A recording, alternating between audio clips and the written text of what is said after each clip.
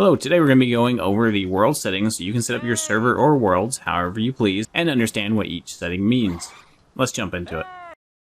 Alright, so let's go over the settings really quickly and get you back into the game. Alright, daytime and nighttime speed, they do exactly what it sounds like. They make the days longer or shorter, and they make the nights longer or shorter.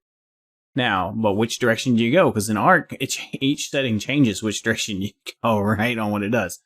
So just so you know, the lower the number is, the longer the day or night will last. So if you want nighttime to go faster, push that up. But it's probably better to keep daytime and nighttime speed exactly the same, depending on your way of playing, because you can only catch certain pals at night. All right, XP rate, pretty simple. The higher this is, the more experience points you gain. And so basically the higher the number is, so move it to the right and gain more XP. So if you want a really hard world, you can drop it all the way down to 0.1, and it'll take you forever to level up. And if you want a really easy world, you can pop it all the way up to 20, and you'll level up super fast. Alright, PAL capture rate. What is this? Alright, so PAL capture rate. The higher this number is, the greater your chance of capturing a PAL. So if you're just having a hard time capturing a PAL, you're not sure why, you can push this up. If you think it's too easy to catch PALs, drop this down. Alright, next is PAL appearance rate. As you notice, it has a note on it that says effects gain performance. You really probably don't want to be messing with this too much. We'll go over what it is. The higher the number is, the more PALs that will spawn in your world. So if you do decide you want more PALs in the world, because the PALs in the world are kind of few and far between, you want to push that up so there's more PALs. Just understand you may have a performance issue. If that starts happening, just go back out to your settings and turn it back down. Right, next up, damage from PAL's multiplier. So what is damage from PAL's multiplier? Well, the lower the number is, the less damage you and your PALs will take from wilds. And the higher the number is, the more damage you and your pals will take from wells. This is probably better to leave around 1 because it has a side effect. Not only do your pals take less or more damage, but your pals also will deal less damage. So if you lower this so your pals receive less damage, your pals will also deal less damage. And then damage to pals multiplier. The higher this number is, the more damage you and your pals will deal to wild pals. But keep in mind, it will increase the damage your pals receive as well. And of course, the lower the number, the less damage you and your pals will deal, making the game harder. Pal hunger depletion rate. If you lower the number, your pals eat less food. If you up the number, your pals will need to eat more food. Right? Pal stamina reduction rate is the same thing. If the lower this number is, the less stamina your pals will use. The higher this number is, the more stamina your pals will use. Lowering this number a little bit seems to balance the game better for flyers. Currently, with that setting of 1, flyers burn through their stamina super fast while you're just trying to get them up to elevation. So it kind of balances flyers a little bit, but breaks everything else. PAL auto health regeneration rate. This basically just adjusts how quickly your pals regenerate hit points. If you think they're regenerating them too fast, you lower this number so it generates slower, and just raise the number so they regenerate faster if you don't think they're healing fast enough. And then PAL sleep health regeneration rate. Well, this is how much they regenerate in the PAL box. And same thing as health regeneration. The lower it is, the slower they heal. The higher it is, the faster they heal. So now, damage from player multiplier. This basically increases or decreases how much damage your player deals by lowering the number for less and raising the number for more. Be careful with this one. If you raise this one up, you'll have a hard time catching low-level pals. Now, damage to player multiplier either increases the amount of damage you take or reduces the amount of damage you take. The lower the number, the less damage you will take. The higher the number, the more. Player hunger depletion rate. Pretty much the same as the pals. The lower the number, the less food you need to eat because your hunger goes down slower. The higher the number, the faster your food goes down, the more you need to eat. Player stamina reduction rate, same as a PAL. Lower number, you use less stamina. Higher number, you use more stamina. Player auto health regeneration rate, same thing as the PAL. The lower this is, the slower the player heals. The higher this is, the faster the player heals. Player sleep health regeneration rate, same thing. The lower it is, the slower you heal while sleeping. The higher it is, the faster you heal while sleeping. Alright, so damage to structure multiplier. The lower this number is, the less damage your structures take. The higher this number is, the more they take. And then structure deterioration rate. The lower this number is, the slower your structures deteriorate when they're not inside the base. But if you set this to 0, your structures won't deteriorate.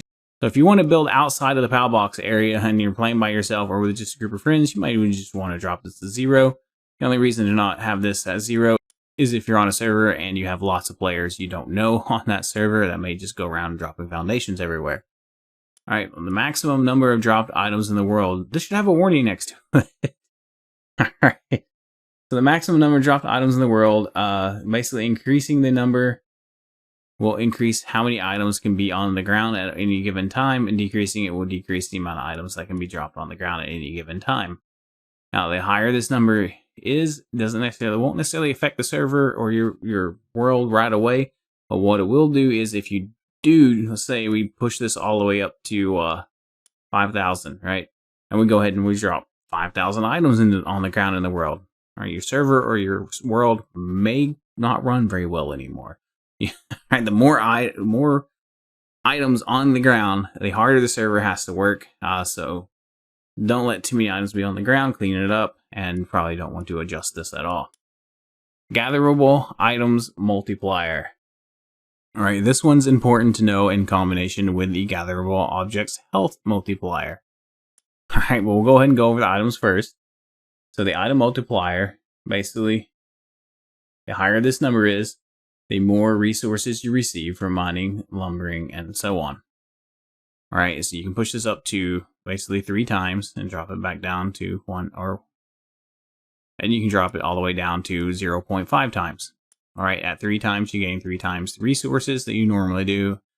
At 0.5, you would gain half of what you would at 1. So if you find that you're getting too many resources too fast or not fast enough, adjust this. And then the health multiplier of objects. This one is, the higher it is, the more health a tree or a rock or things like that will have. The lower it is, the less health they will have. All right, so let's say, for instance, that you want 3 times the amount of resources from everything, and you push up your health multiplier all the way up to 3 times as well. Well, in Ark, this would probably be a good thing. The more times you hit an object, the more stuff you get. But in this game, the more times you hit an object, you don't necessarily get more stuff. So if you were to drop the health all the way to 0.5 and push this all the way up to 3 times, you would get the same amount of materials out of something at 0.5 health as you would at 3 times health. So just keep that in mind when you're balancing these two settings. Alright, then we have gatherable objects respawn interval. The lower the number this goes, the faster objects such as trees, rocks, or etc. will respawn.